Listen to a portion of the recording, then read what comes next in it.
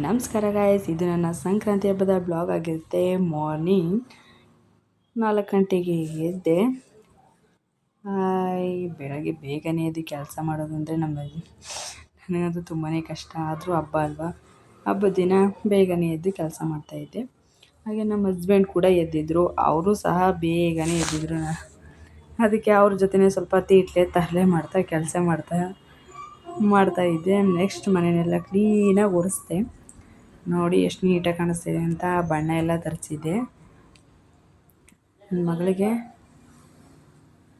Next ಮನೆಯೆಲ್ಲ ನೀಟಾಗಿ ಒರೆಸ್ಕೊಂಡು ಎಲ್ಲ ನೀಟಾಗಿ ಜೋಡಿಸ್ತಾ ಇದ್ದೆ. ಟೇಬಲ್ ಎಲ್ಲ ಹಾಕಿ ಮತ್ತು ಮನೆಯೆಲ್ಲ ಕ್ಲೀನಾಗಿ ಒರೆಸೋದು ಎಲ್ಲ ಮಾಡ್ತಾಯಿದ್ದೆ.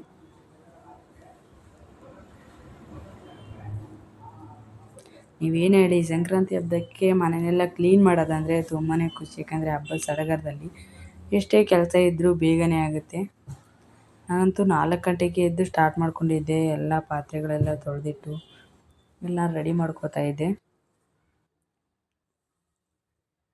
ನನಗಂತೂ ಇವತ್ತಿನ ದಿನ ತುಂಬಾ ಚೆನ್ನಾಗಿತ್ತು ಅಂತ ಅನ್ನಿಸ್ಬೋದು. ಯಾಕಂತಂದರೆ ಮಾರ್ನಿಂಗ್ ಬೇಗನೆ ಎದ್ದು ಕೆಲಸ ಮಾಡೋದು ಅಂದರೆ ತುಂಬಾ ಇಷ್ಟ. ಕೆಲಸ ಬೇಗ ಆಗುತ್ತೆ, ಅದರಿಂದ ಮಾರ್ನಿಂಗ್ ಬೇಗನೆ ಇದ್ದರೆ ಒಳ್ಳೆಯದು.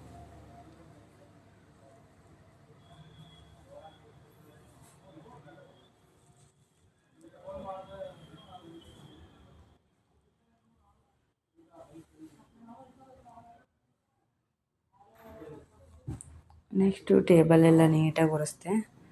ಮತ್ತು ನೆಲನ ಬಟ್ಟದಿಂದನೇ ಒರೆಸ್ತೀನಿ, ಯಾಕಂದರೆ ಮ್ಯಾಟಲ್ಲಿ ಒರೆಸಲ್ಲ. ಮ್ಯಾಪಲ್ಲಿ ಒರೆಸಿದ್ರೆ ಏನಾಗುತ್ತೆ ಅಂದರೆ ಒಂದೊಂದು ದಿನ ಒಂದೊಂದು ಥರ ಕಾಣಿಸ್ತಾ ಇರುತ್ತೆ. ಅದಕ್ಕೆ ನಾನು ಹಬ್ಬದ ದಿನಗಳಲ್ಲಿ ಬಟ್ಟೆಯಲ್ಲಿ ಕೈಯಲ್ಲೇ ಒರೆಸ್ತೀನಿ.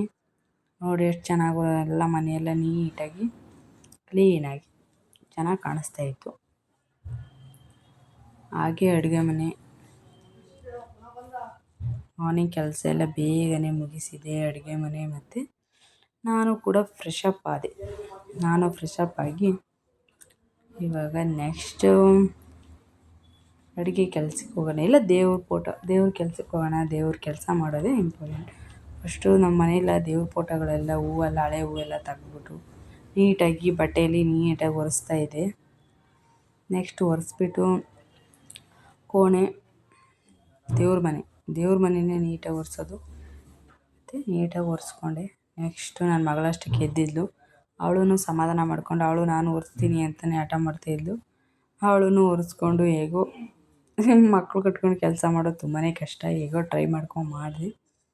ಹಾಗೆ ನೀಟಾಗಿ ಎಲ್ಲನೂ ಒರೆಸಾದ್ಮೇಲೆ ನೋಡಿ ಯಾವ ಥರ ಕಾಣಿಸ್ತಿದೆ ದೇವ್ರ ಮನೆ ಅಂತ. ಮಾರ್ನಿಂಗ್ 6:30 ಆಗಿತ್ತು. ಏನು ಮುಂಜಾನೆ ಮಬ್ಬು ಅನ್ನೋ ಥರ ಮುಂಜಾನೆ ಮಬ್ಬಾಗಿತ್ತು. ನೋಡಿ ಇನ್ನು ಚಂದ್ರ ಹಾಗೆ ಕಾಣಿಸ್ತಾ ಇದ್ದು. ನಮ್ಮ ಮನೆ ನೋಡಿ ಯಾವ ಥರ ಕಾಣಿಸ್ತಾ ಇದೆ ಅಂತ, ಗಿಡ ಮರಗಳಿಂದನೇ ತುಂಬೋಗಿದೆ. ಹಾಗೆ ಸ್ವಲ್ಪ ಪೋಸ್ ಕೊಟ್ಕೊಂಡು ಏನೋ ಮನಸ್ಸಿಗೆ ನೆಮ್ಮದಿ. ಕೆಲಸ ಆದರೆ ಸಾಕು, ಮನಸ್ಸಿಗೆ ಏನೋ ಒಂಥರ ಸಮಾಧಾನ ಆಗಿರುತ್ತೆ. ಹ್ಯಾಪಿ ಸ್ಮೈಲಲ್ಲಿ ಎಲ್ಲರಿಗೂ ಸಂಕ್ರಾಂತಿ ಹಬ್ಬದ ಶುಭಾಶಯಗಳು. ನಮಸ್ಕಾರ ಗಾಯ್ಸ್. ಡೇನ ಈ ಥರ ಸ್ಟಾರ್ಟ್ ಮಾಡೋಣ ಅಂದ್ಬಿಟ್ಟು ನನ್ನ ಮಗಳಿಗೆ ಅಡುಗೆ ಮನೆಗೆ ಹೋಗಿ, ನಮ್ಮ ಹಸ್ಬೆಂಡ್ ಮತ್ತು ನನ್ನ ಮಗಳು ಇಬ್ಬರೂ ಅಡುಗೆ ಮನೆಗೆ ಬಂದ್ಬಿಟ್ಟು ನನ್ನ ಮಗಳಿಗೆ ಟೈಮ್ ಸ್ಪೆಂಡ್ ಮಾಡೋದು ಮಗಳಿಗೆ ಹಾಲಿಟ್ಟು ಅವ್ರ ಜೊತೆ ಟೈಮ್ ಸ್ಪೆಂಡ್ ಮಾಡ್ತಾ ಅವ್ರಿಗೆ ಏನು ಬೇಕು ನನ್ನ ಮಗಳು ಹಾಲ್ದೆ ಅವ್ರಿಗೆ ಹಾಲು ಮತ್ತು ಜೀರಿಗೆ ಹಾಲು ಕಾಯಕ್ಕಿಟ್ಟೆ. ಅಪ್ಪ ಮಗಳು ಬಂದ್ಬಿಟ್ರಂತೆ ಸಿಕ್ಕಾಪಟ್ಟೆ ಕ್ವಾಟ್ಲೆ ಕೊಡ್ತಾ ಇರ್ತಾರೆ ಅಡುಗೆ.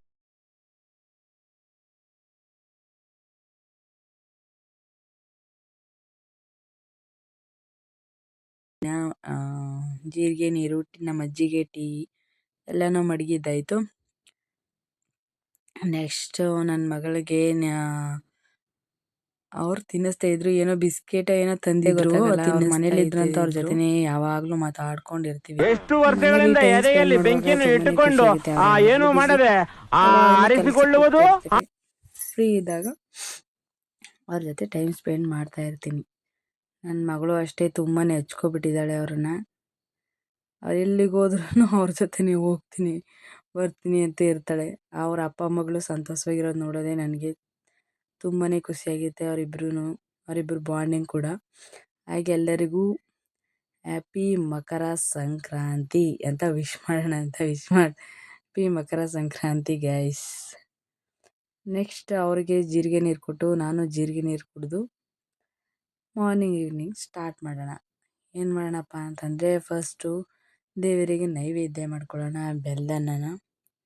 ಬೆಲ್ದನ್ನ ನಮ್ಮ ಕಡೆ ಎಲ್ಲ ಸಿಹಿ ಪೊಂಗಲ್ನ ಫಸ್ಟು ಒಲೆ ಸ್ಟವ್ ಮತ್ತು ಎಲ್ಲಕ್ಕ ಪೂಜೆ ಮಾಡಿ ಅರಿಶಿನ ಕುಂಕುಮ ಎಲ್ಲ ಇಟ್ಟು ಪೂಜೆ ಮಾಡಿಬಿಟ್ಟು ಹಬ್ಬದ ದಿನ ಅಲ್ವಾ, ಹಬ್ಬದ ದಿನಗಳಲ್ಲಿ ಒಲೆನ ಪೂಜೆ ಮಾಡಿ ಹಚ್ಚೋದ್ರಿಂದ ತುಂಬಾ ಒಳ್ಳೆಯದಾಗುತ್ತೆ. ಪೊಂಗಲ್ಗೆ ಎಷ್ಟು ಬೇಕು ಅಷ್ಟು ನೀರು ಹಾಕೊಳ್ಳೋಣ. ನೆಕ್ಸ್ಟು ನೀರು ಚೆನ್ನಾಗಿ ಕುದ್ಮೇಲೆ ಅದಕ್ಕೆ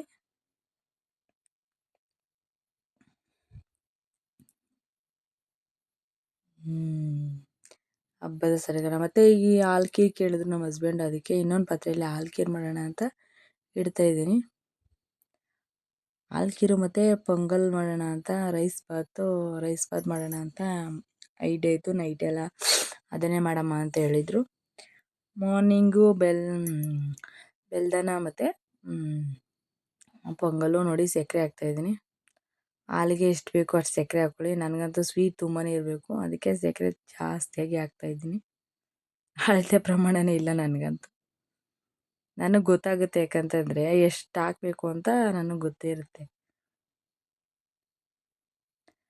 ನೆಕ್ಸ್ಟು ಪೊಂಗಲ್ಗೆ ಬೆಲ್ಲ, ನೀರು ಮಳ್ತಾ ಇರುತ್ತೆ, ಅದಕ್ಕೆ ಬೆಲ್ಲ.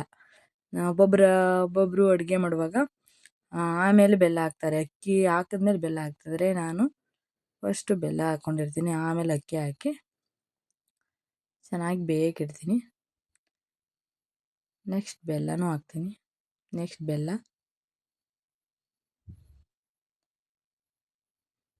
ನಮಗೆ ಸ್ವೀಟ್ ಎಷ್ಟು ಬೇಕು ಅಷ್ಟು ಹಾಕ್ಕೋಬೇಕು. ಚೆನ್ನಾಗಿ ಬೇಯಲಿ.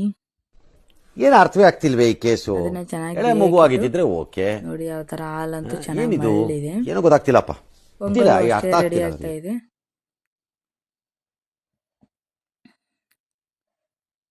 ಪೊಂಗಲ್ ಇಟ್ಟು ಮತ್ತೆ ಇನ್ನೊಂದು ಒಲೆಯಲ್ಲಿ ಒಂದು ಬಾಣಲಿನ ಕಾಯಕ್ಕಿಟ್ಟು ಅದಕ್ಕೆ ಸ್ವಲ್ಪ ತುಪ್ಪನ ಹಾಕ್ಕೊಂಡು, ಯಾವ ತುಪ್ಪ ಆದರೂ ಸರಿ ಹಾಕ್ಕೊಂಡು ಗೋಡಂಬಿ ದ್ರಾಕ್ಷಿನ ಹುರಿದಿಟ್ಕೊಬಿಡೋಣ. ಯಾಕಂತಂದರೆ ಶಾವಿಗೆ ಪಾಯಸಕ್ಕೆ ಹಾಲ್ಕೀರಿಗೆ ಗೋಡಂಬಿ ದ್ರಾಕ್ಷಿ ಇದ್ದರೆ ಚೆನ್ನಾಗಿರುತ್ತೆ.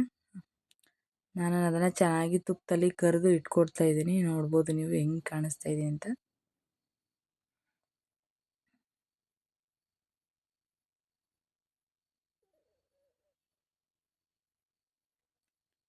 ಅದನ್ನು ಹುರಿದು ಫ್ರೈ ಮಾಡಿ ಒಂದು ಕಡೆ ಎತ್ತಿಟ್ಕೊಡ್ತೀನಿ ಒಂದು ಬೌಲಲ್ಲಿ.